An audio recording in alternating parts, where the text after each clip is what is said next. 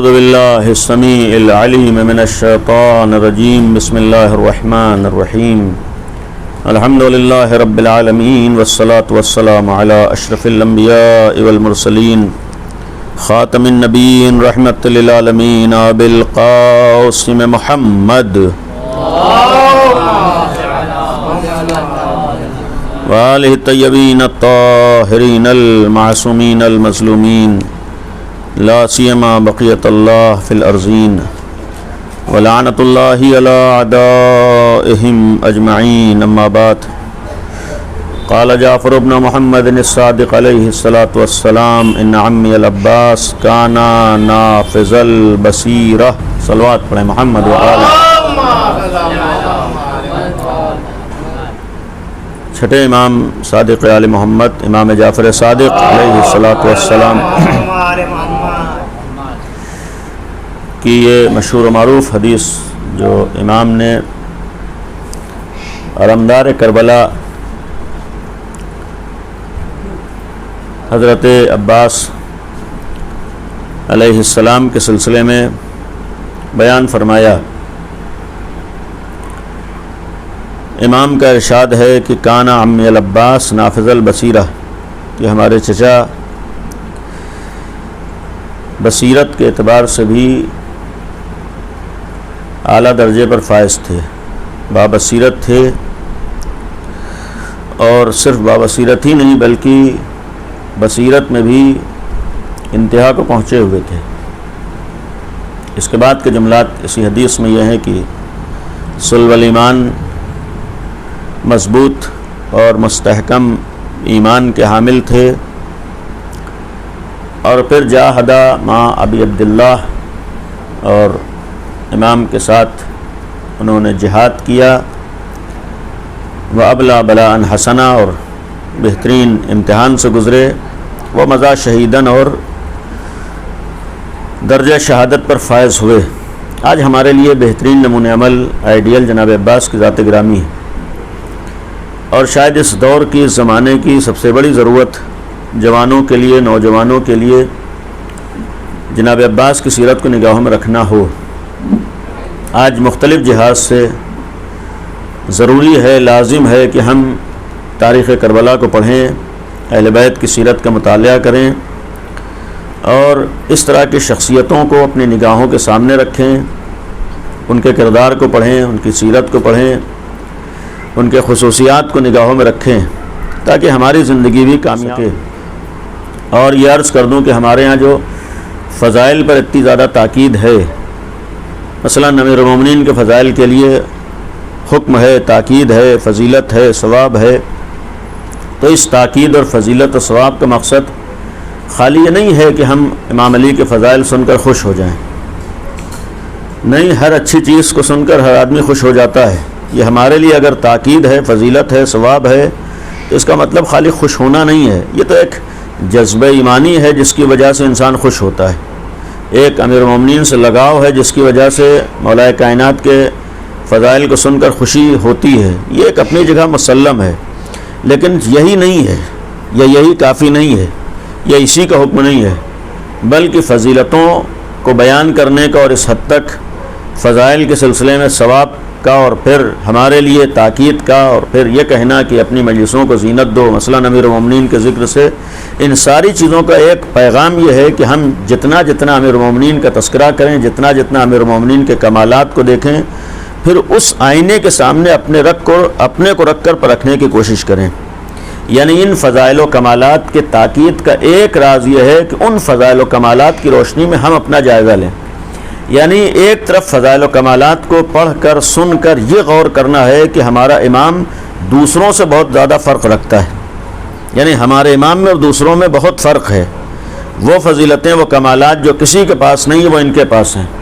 جب جو فضیلتیں کسی کے پاس نہیں، ان کے پاس ہیں، کہیں تک انسان نہیں پہنچ سکتا ہے. تو یہ ہمارے لیے پھر سوچنے کا ہے کہ جب ہم ایسے علی کے ماننے والے ہیں، جب ایسے امام کے ماننے والے، جب ایسے در سے وابستہ ہیں، تو پھر ہمیں کیسا ہونا ہے.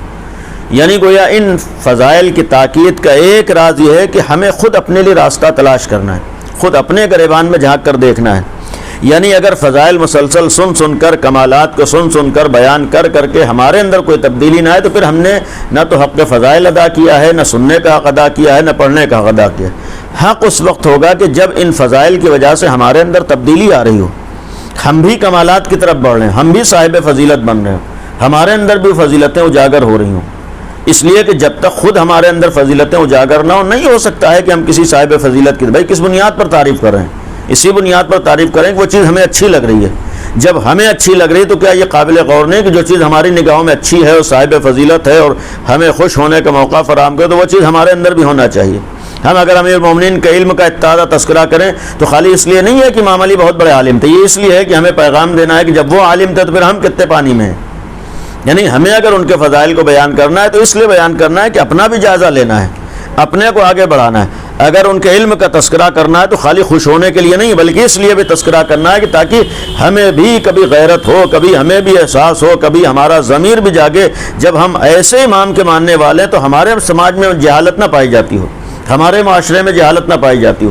اگر ہم امیر المومنین کی عصمت کا بڑے شان سے تذکرہ کریں، یقیناً وہ معصوم تھے، ان کی عصمت کے اوپر قرآن کریم کی آیت دلیل ہے، قرآنی آیات دلیل ہیں، عقلی دلیلیں ہیں، احادیث ہیں، تو پھر یہ خالی ان کی عصمت کو بیان کر دینا کافی نہیں ہے، بلکہ کبھی بیٹھ کر یہ بھی سوچنا ہے کہ جب ہم معصوم کے ماننے والے ہیں تو کیا ہو سکتا ہے کہ ہماری زندگی میں گناہ پائے جاتے ہوں، کہ ہماری زندگی میں معصیتیں پائی جاتی ہیں۔ نہیں، یہ فضیلتیں در حقیقت اس لیے ہیں کہ ہمیں فضیلتوں کی روشنی میں اپنے کو دیکھنا ہے، اپنے اندر تبدیلی لانا ہے، اپنے کو کمالات تک پہنچانا ہے۔ اور یہ بھی ایک الحمدللہ ہمارے لیے بہترین سلسلہ فرشازہ کے صدقے میں، بہترین سلسلہ کربلا کے صدقے میں، بہترین سلسلہ آل محمد کے لیے کی وجہ سے ہمارے لیے یہ بھی ہے کہ آج مجلس اعضاء کے صدقے میں آج ہمیں کہیں جانے کی کچھ خرچ کرنے کی ضرورت نہیں ہے، بلکہ مجالس اعضاء کا ایک صدقہ یہ بھی ہے کہ ہم لوگ مسلسل امام حسین کا ذکر کرتے ہیں، مسلسل مجالس اعضاء کرتے ہیں، مسلسل ہم مجلسوں میں شریک ہوتے ہیں۔ جب مسلسل ہم مجلسوں میں شریک ہو رہے ہیں تو ایک آدمی کبھی کبھی کچھ سنے تو شاید اس کے اوپر اثر نہ ہو، لیکن جو مسلسل سن رہا ہے تو یقیناً یہ اثر ہوتا ہے۔ جب مسلسل ہم اہل بیت کے فضائل سن رہے ہیں، اہل بیت کے کمالات کا تذکرہ سن رہے ہیں، اہل بیت کی تعلیمات کو سن رہے ہیں تو تب تو ہمارے اندر تبدیلی آنا چاہیے، یعنی تب تو اس وجود کو بدلنا چاہیے۔ اس لیے کہ اتنا یقین ہے کہ اگر کہیں کسی پتھر پر بھی مسلسل پانی ٹپکتا رہتا ہے تو اس پتھر پر بھی اس پانی کا نشان بن جاتا ہے، یعنی وہ پتھر بھی اپنی جگہ پر متاثر ہو جاتا ہے، اثر لے لیتا ہے، جبکہ پانی اور پتھر کا کوئی مقابلہ نہیں ہے مسلسل۔ لیکن اگر پانی ٹپکے گا تو پھر اس پتھر میں بھی سوراخ ہو جائے گا، اس جگہ ہو جائے گی۔ یہ مسلسل ذکر اہل بیت کی تاکید، مجالس اعضاء کی تاکید، امیر المومنین کے تذکرے کی تاکید، فضائل کے بیان کرنے کی تاکید اور پورے سال مجالس اعضاء کے انعقاد کا حکم یہ اس لیے ہے کہ جتنا زیادہ ہم سنیں گے یقیناً اس کا اثر ہمارے وجود پر ہوگا۔ ایک صلوات پڑھیں محمد و آل محمد۔ اور آج حق ہے ہمارے اندر ہونا چاہیے، اور اسی لیے میں نے بہرحال زیادہ وقت نہیں ہے، انتہائی مختصر وقت میں، کہ آج ہمارے لیے یہ بھی کہنے کا حق نہیں ہے کہ ہم کیسے وہ کام کریں جیسے اہل بیت نے کیے ہیں۔ آج اہل بیت نے ہمارے سامنے ایسے نمونے بھی پیش کر دیے ہیں، جس کربلا کی ہم یاد منا رہے ہیں۔ کربلا میں صرف امام ہی نہیں ہے بلکہ امام کے نقش قدم پر چلنے والے ایسے غیر امام بھی تھے جنہوں نے ہمارے سامنے آج راستہ دکھایا ہے کہ واقعاً امام والا بننا ہے، واقعاً در اہل بیت پر بننا ہے، واقعاً امام کے چاہنے والے بننا ہے، تو آؤ کربلا والوں کو نگاہوں میں رکھو۔ یعنی کربلا والوں کو نگاہوں میں رکھ کر اب ہمیں کہنے کا حق نہیں ہے کہ ہم وہ کام کیسے کریں جیسے امام نے کیے ہیں۔ صحیح ہے، ہم امام نہیں بن سکتے لیکن ان کے نقش قدم پر تو چل سکتے ہیں، ان کے راستے پر تو چل سکتے ہیں، جو انہوں نے چاہا ہے ویسے تو بن سکتے ہیں۔ یعنی یہ نہیں ہے کہ ہم اپنے کو بچا لیں یہ سوچ کے کہ وہ تو امام تھے لہذا ہم وہ کیسے نہیں، کیا جو امام نے چاہا ہے وہ بھی نہیں کر سکتے ہیں، امام کی جو تمنا ہے کیا اس کو بھی نہیں پورا کر سکتے۔ اور انہی کرداروں میں جو کربلا میں سامنے آئے، ایک بہترین کردار آج جناب عباس کا ہے، ایک بہترین سیرت جناب عباس کی ہے۔ آج جو ہمیں قدم قدم پر درس دے رہا ہے، آج جو قدم قدم پر ہمیں پیغام دے رہا ہے وہ غازی عباس ہے۔ اور جناب عباس کا اس لیے میں نے تذکرہ کیا، آج نوجوانوں کے لیے جناب عباس کا معاملہ ہے کہ ہم جناب عباس کے نام سے مثلا انجمنوں میں بھی جاتے ہیں، ہم سینہ زنی بھی کرتے ہیں، ہم علم بھی اٹھاتے ہیں۔ آج جناب عباس کی عقیدت میں کتنے نوجوان آگے بڑھتے ہیں۔ اگر ہم جناب عباس کی محبت میں، جناب عباس کی عقیدت میں، جناب عباس کے نام پر آ رہے ہیں تو پھر آنے کا مقصد یہ ہے کہ جناب عباس کی سیرت ہماری نگاہوں کے سامنے ہو۔ ایک صلوات پڑھ دیں محمد و آل محمد۔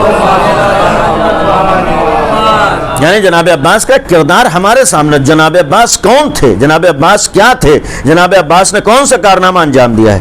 یعنی اگر ہم جناب عباس کے نام پر آ رہے ہیں، جناب عباس کا نام لے رہے ہیں، جناب عباس کے نام پر ہم جانیں قربان کرنے کے لیے تیار ہیں، تو پھر یہ بھی تو غور کرنا ہے خود جناب عباس نے کیا کر کے دکھایا ہے. آج کربلا میں بہترین کردار جناب عباس کا ہے. جناب عباس نے جو دنیا کے سامنے پیش کیا، اسی کو چھٹے امام نے بیان فرمایا. امام کی حدیث ہے کہ کان عمنا العباس نافذ البصیرہ. پہلی چیز جناب عباس کی خصوصیت یہ تھی کہ وہ بابصیرت تھے. یعنی انہوں نے ہمیشہ بصیرت سے کام لیا، انہوں نے ہمیشہ شعور سے کام لیا، انہوں نے ہمیشہ فہم سے کام لیا، انہوں نے ہمیشہ عقل سے کام لیا ہے. یعنی اس جملے کا ایک مفہوم ہے کہ جناب عباس کی ایک فضیلت یہ تھی کہ کبھی اپنے جذبات میں نہیں بہے ہیں. یعنی جناب عباس نے کبھی جذبات میں بہ کے کوئی کام نہیں کیا ہے، کبھی جذبات میں آ کر کوئی قدم نہیں بڑھایا ہے، کبھی جذبات میں آ کر کوئی کام نہیں کیا ہے. اگر جناب عباس نے جذبات میں آ کر کوئی کام نہیں کیا بلکہ بابصیرت تھے، بصیرت و شعور کی بنیاد پر جناب عباس نے سارے امور انجام دیے ہیں، تو ہم جناب عباس کے غلام اسی وقت بن سکتے ہیں کہ ہمارے کام بھی جذبات میں نہ ہو رہے ہوں. آج ہمارے کام بھی بصیرت کی بنیاد پر ہوں. اور بصیرت کا ایک مفہوم یہ ہے کہ اللہ نے عقل جیسی نعمت سے ہمیں نوازا ہے، اس کو ہم استعمال میں لا رہے ہیں، اس کے ساتھ ہم کام کر رہے ہیں. اور پھر عقل کے راستے کو اگر پہچاننا ہے، ہمارے سامنے عقل کیا کہتی ہے، یہ عقلی فیصلہ کیا ہے، کس کو بصیرت و شعور کہتے ہیں، ساری چیزوں کو چھوڑ دیں. صرف اگر ہم مرضی امام کو نگاہوں میں رکھیں تو امام کی مرضی ہی بصیرت ہوتی ہے، امام کی مرضی ہی عقل ہوتی ہے، امام کی مرضی شعور ہوتی ہے. یعنی اگر ہم نے امام کی مرضی کے مطابق زندگی گزار لی تو وہی کام ہمارا بابصیرت والا ہوگا، وہی کام ہمارا شعور والا ہوگا، وہی کام ہمارا عقل والا ہوگا. ایک سلوات پڑھ دیں محمد و آل محمد. اس کا مطلب یہ ہے کہ ہمیں قدم قدم پر یہ دیکھنا ہے جناب عباس کی سیرت کو نگاہوں میں رکھ کر کہ ہمیں امام کی مرضی پر چلنا ہے. بعض جگہوں پر میں نے ایک جملہ عرض کیا، آج ہمارے نوجوانوں کے لیے تاریخ کربلا میں جناب عباس کی سیرت اور کردار جو سامنے آیا ہے، پوری سیرت و کردار کا ایک نچوڑ یہ تھا کہ جناب عباس نے ہرگز اپنی مرضی پہ عمل نہیں کیا ہے. ان حالات میں بھی اس وقت جناب عباس کی عمر 34 سال ہے. 34 سال ایک جذبات کی عمر ہوتی ہے، ولولہ ہوتا ہے، جوش ہوتا ہے، اور اس عمر میں انسان آسانی سے کسی کے قابو میں نہیں آتا ہے. بہت سے معاملات میں اسے کنٹرول کرنا آسان نہیں ہوتا ہے، بہت سے معاملات میں اس کے لیے قدم پیچھے ہٹا لینا آسان نہیں ہوتا ہے، بہت سے معاملات میں مان جانا اس کے لیے آسان نہیں ہوتا. جہاں اپنے حساب سے مذہب کی بات آ جائے، شریعت کی بات آ جائے، عزاداری کی بات آ جائے تو ہمارے یہاں آستینیں چڑھ جاتی ہیں. ایسی موقع پر جناب عباس کی سیرت بڑھ کر پیغام دیتی ہے کہ جذبات میں آ کر کوئی کام کر لینا اور ہے، اور بصیرت کا مظاہرہ کرتے ہوئے امام کی مرضی کو نگاہوں میں رکھ کر کرنا اور ہوتا ہے. اور اتنا یاد رکھیے کہ ہمارا کوئی بھی عمل اس وقت تک قابل قبول نہیں ہو سکتا ہے جب تک مرضی امام نگاہوں میں نہ ہو. حتیٰ عزاداری جیسی ایک انتہائی مقدس عبادت بھی اس وقت تک ہمیں فائدہ نہیں پہنچائے گی جب تک مرضی امام نگاہوں میں نہ ہو. یعنی ہمیں جذبات میں آ کر کوئی کام نہیں کرنا ہے، اس لیے کہ اگر جذبات ہی میں کرنا ہو تو آج ہر ایک جذبات میں کر لیتا ہے. آج عزاداری بھی لوگ جذبات میں کر لیتے ہیں. ہم اگر حسینی ہیں تو پھر ہم میں غیروں میں یہ فرق ضرور ہونا چاہیے کہ دنیا کے ہر آدمی جذبات میں آ کر عزاداری کرتا ہے، لیکن چونکہ ہم حسینی ہیں ہمیں حسینیت کا ثبوت اس طریقے سے پیش کرنا ہے کہ ہمیں کوئی کام جذبات میں نہیں کرنا ہے بلکہ مرضی امام کو نگاہوں میں رکھ کر کرنا ہے. اور اگر مرضی امام نگاہوں میں ہو تو یہی عمل ہمارے لیے باعث برکت ہوتا ہے، یہی عمل ہمارے لیے آگے بڑھنے کا ذریعہ ہوتا ہے، اور یہی عمل ہمیں دنیا اور آخرت دونوں جگہ سرخرو کر دیتا ہے. ورنہ یہ ہم یقین رکھیں کہ صرف بعض کام کر لینا حسینی ہونے کی دلیل نہیں ہے. یہ یقین رکھیے کہ آج کے زمانے میں امام حسین پر آنسو بہا لینا بھی حسینی ہونے کی دلیل نہیں ہے. بہت سے لوگ آنسو بہا رہے ہیں. فرش پر بیٹھ جانا یہ بھی حسینی ہونے کی دلیل نہیں ہے. بہت سے لوگ فرش پر بیٹھ جاتے ہیں. مجلسیں کر لینا یہ بھی حسینی ہونے کی دلیل نہیں. بہت سے لوگ مجلسیں کر لیتے ہیں. آج سینہ زنی کر لینا یہ بھی حسینی ہونے کی دلیل نہیں ہے. کتنے لوگ سینہ زنی کرتے ہیں. آج ماتم کر لینا یہ بھی حسینی ہونے کی دلیل نہیں، اس لیے کہ دوسرے بھی ماتم کرتے ہیں. آج علم اٹھا لینا یہ بھی حسینی ہونے کی دلیل نہیں، اس لیے کہ ہر ایک علم اٹھاتا ہے. آج اپنے گھروں میں تعزیہ رکھ لینا یہ بھی حسینی ہونے کی دلیل نہیں، اس لیے کہ بہت سے لوگ تعزیہ رکھتے ہیں. ہم اگر حسینی ہیں اور واقعاً اپنے کو حسینی سمجھتے ہیں تو ہمیں یہ فیصلہ کرنا ہوگا کہ ہمارے اور غیروں میں فرق کیا ہے. اگر یہ سارے کام جو دنیا کے ہر انسان کر رہا ہے اور ہم بھی کر رہے ہیں تو ہم میں دوسروں میں فرق کیا ہے؟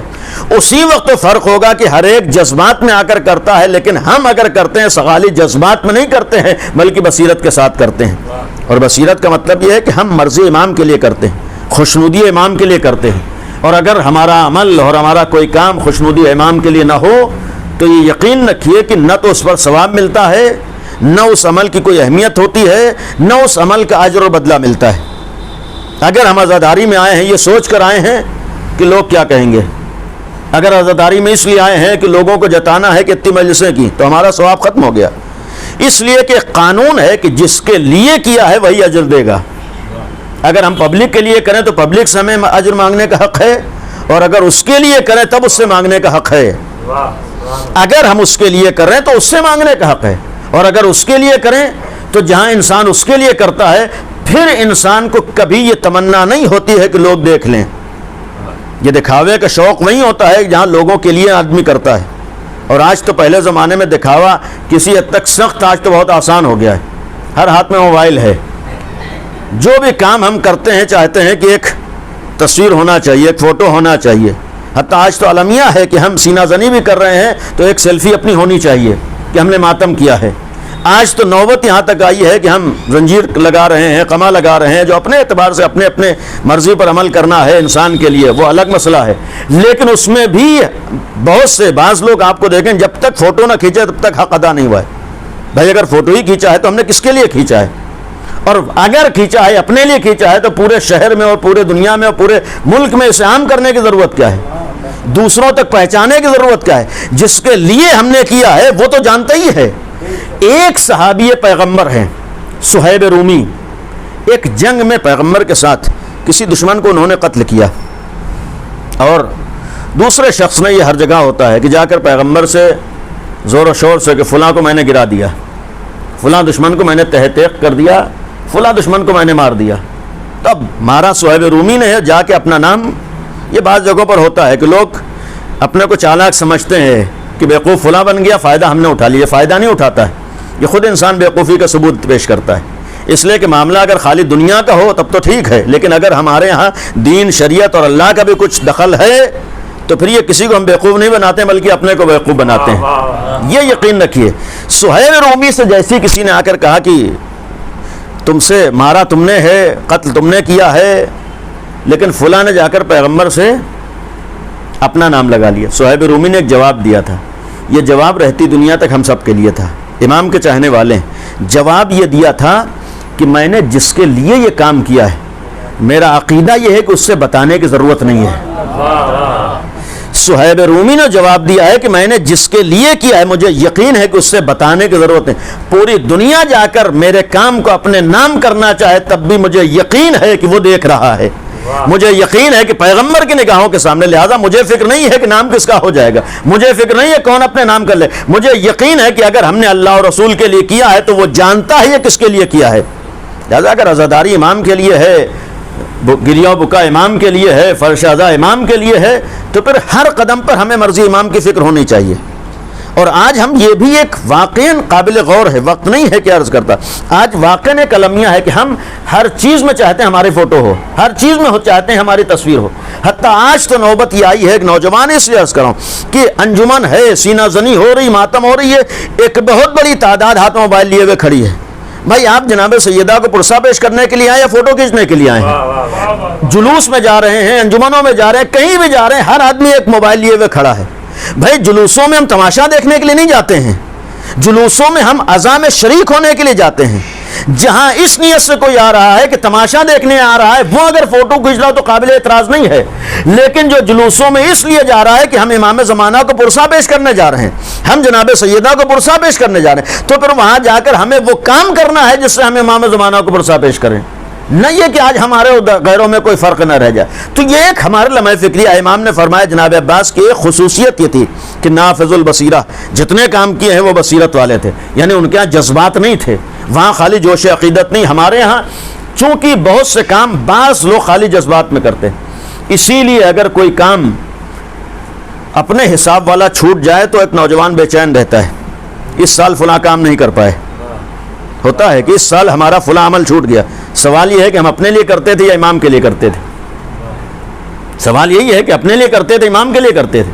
اگر اپنے کے لیے کرتے ٹھیک ہے، کوئی بھی اعتراض کا حق، لیکن اگر امام کے لیے کرتے تھے تو امام نے خود ہی کہا ہے کہ جذبات میں آ کر کوئی کام نہ کرو، تم ہماری مرضی کو نگاہوں میں رکھ کر کرو۔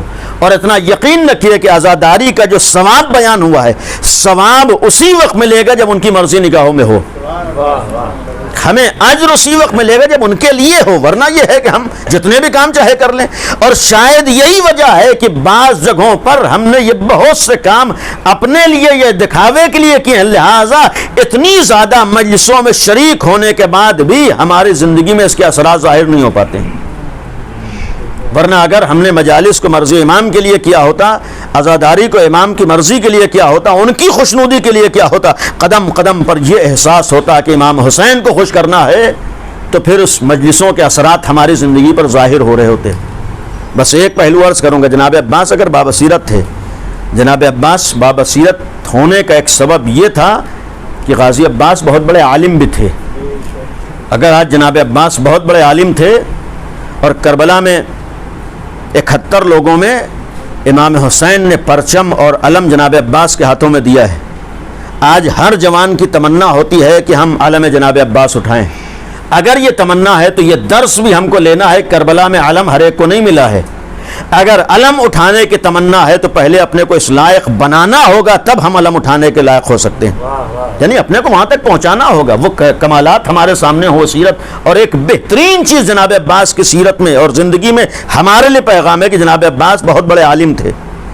اگر ہم بھی جناب عباس کے چاہنے والے ہیں تو آج ہماری سب سے بڑی کوشش ہونا چاہیے کہ ہم بھی علمی میدانوں میں سب سے آگے ہوں۔ کربلا میں جناب عباس کو اس لیے علم ملا ہے کہ بہت بڑے عالم تھے، اگر ہم میں تمنا ہے کہ ہم علم اٹھائیں تو ہمیں بھی علمی میدانوں میں آگے بڑھنا ہے۔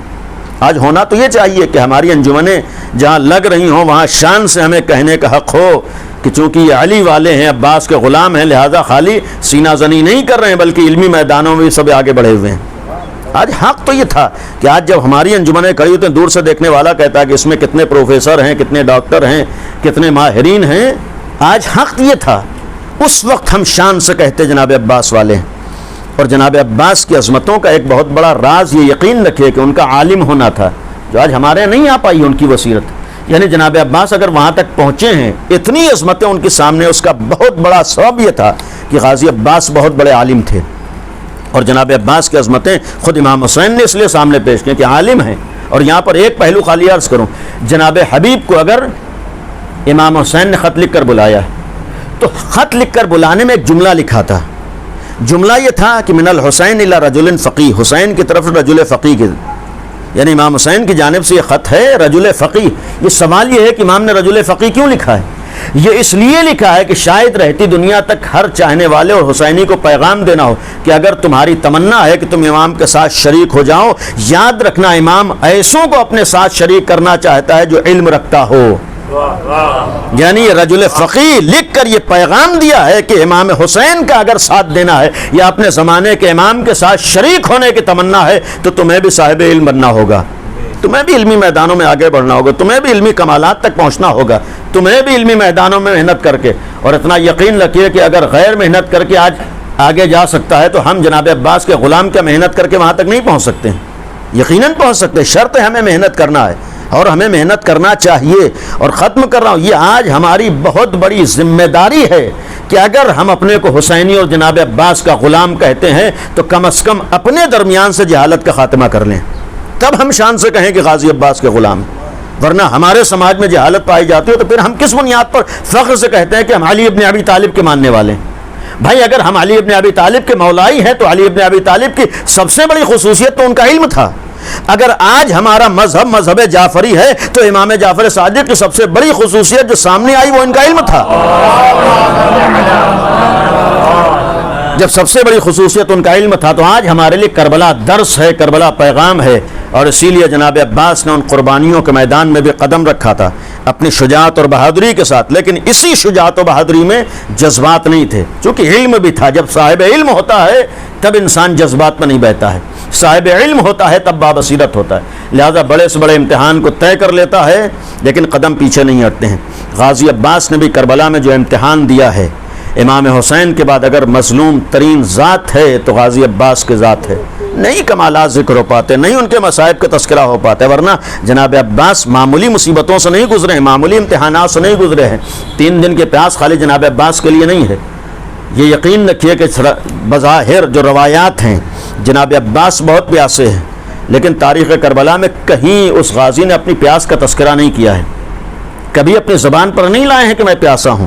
ایسی ذات. اور پھر جب امام نے اجازت دی ہے, آج ہر جوان کی تمنا ہوتی ہے کہ ہمیں ایسے موقع پر آگے بڑھنے کا موقع ملے, لیکن امام حسین نے اجازت نہیں دی, اور جب اجازت بھی دی ہے تو اتنی سخت گویا ذمہ داری سونپ دی تھی کہ اب دل کی تمنائیں دل میں رہ جاتی ہیں. یہی تو پیغام دیا ہے کہ اپنے دل میں آئی ہوئی باتوں پر عمل کر لینا اور ہے, لیکن مرضی امام کو نگاہوں میں رکھ کر قدم بڑھانا یہ اور ہوتا ہے. ورنہ کیا جناب عباس نہیں چاہتے تھے کہ جنہوں نے جناب قاسم کو شہید کر دیا ہے, جنہوں نے جناب اون محمد کو مار ڈالا ہے, جنہوں نے بنی ہاشم کے جوانوں کو شہید کیا, میں ان سے بدلہ لے لوں. جس وقت گئے ہیں کیا دل میں تمنا نہیں رہی ہوگی؟ لیکن امام نے کیا فرمایا تھا, بھیا عباس بچوں کے لیے پانی کا انتظام کر دو. اور جب نکلے ہیں تو ایک ہاتھ میں علم ہے اور دوسرے ہاتھ میں ٹوٹا ہوا نیزہ ہے, یعنی اس ذمہ داری کے ساتھ جا رہے ہیں. گویا دل کھول کر جنگ نہیں کر سکتے ہیں, لیکن یہ بھی ایک بہادری شجاعت تھی کہ اس کے بعد بھی فرات پر قبضہ کیا ہے, مشق جناب سکینہ کو بھرا ہے. اب تک تو کسی حد تک دشمن کا مقابلہ کر رہے تھے, لیکن جب مشق لے کر چلے ہیں دشمن نے حملے اور تیز کیے ہیں. اب جناب عباس کو ایک ٹوٹے ہوئے نیزے کے ساتھ سب سے بڑی ذمہ داری جو ادا کرنا ہے وہ جناب سکینہ کی مشق کی حفاظت ہے. کہہ دینا بہت آسان ہے, تصور کیجئے اب تو جنگ میں نہیں کر رہے ہیں, پوری کوشش ہے کیسے خیمے تک پانی پہنچ جائے. امام ہم جناب عباس حملے بھی نہیں کر رہے, صرف یہ ہے کہ مشق سکینہ کو میں خیمے تک پہنچا دوں, جسے صرف احساس تھا. لہٰذا یہ کہہ دینا ہمارے لیے بہت آسان ہوتا ہے, دونوں بازو قلم ہو گئے. آپ سوچئے دونوں بازو قلم ہو جانا, دونوں ہاتھ کٹ جانا, دونوں بازو قلم ہو جانے کے بعد بھی جناب عباس کے قدم نہیں رکے ہیں, بلکہ ابھی بھی صرف کوشش ہے کہ میں کسی طریقے سے خیمے میں پانی پہنچا دوں. اس لیے کہ سکینہ سے وعدہ کیا تھا کہ میں پانی لینے جا رہا ہوں, دل میں یہی تو تمنا ہے کسی طریقے سے اصغر تک پانی پہنچ جائے, کسی طریقے سے سکینہ تک پانی پہنچ جائے. جناب عباس خون نکلنے کے باوجود دونوں کسی کے ہاتھ کٹ جائیں, بازو قلم ہو جائیں تو کتنا خون بہے گا تصور کیجیے. اور اس وقت سوچئے کہ جو 3 دن کا پیاسا اور اس کا اتنا خون بہ رہا ہو تو پھر پیاس کی شدت کا عالم کیا ہوگا. لیکن ابھی بھی اپنے پاس پانی موجود ہے, اپنے ہونٹوں پہ پانی نہیں لگا رہے ہیں, بلکہ اس پیاس میں بھی خیمے کی طرف بڑھتے جا رہے ہیں. قیامت تو اس وقت آئی ہے کہ جب مشق سکینہ پہ تیر لگا ہے, مشق سکینہ پہ تیر لگنا تھا. عباس کی تمنا ختم ہو گئی, رہوار کے رخ کو موڑ دیا ہے. ایک وقت وہ بھی آیا کہ اس غازی کو گھوڑے پہ سنبھلا نہ گیا, گھوڑے سے زمین کی طرف آئے, آواز دیتے ہیں اے آقا غلام کی مدد کو پہنچو. ادھر آقا حسین کے کانوں میں آواز پہنچی, اپنے کمر کو پکڑ لیا, فرمایا لان ان کا سرا ظہری, اے بھیا عباس اب تمہارے مرنے سے کمر ٹوٹ گئی, اے میرے غازی عباس تمہارے جانے سے راہ چارہ مسدود ہو گئی, اے بھیا عباس اب تک دشمن میں نگاہ اٹھا کر دیکھنے کی ہمت نہیں تھی, لیکن اے میرے شیر عباس اب تو دشمن مجھے تانے دے رہے ہیں, اے میرا غازی تم مجھ سے جدا ہو گئے, حسین تنہا ہو گئے, حسین کا سہارا رخصت ہو گیا. اللہ لعنت اللہ علی القوم الظالمین, سيعلم الذين ظلموا أي منقلب.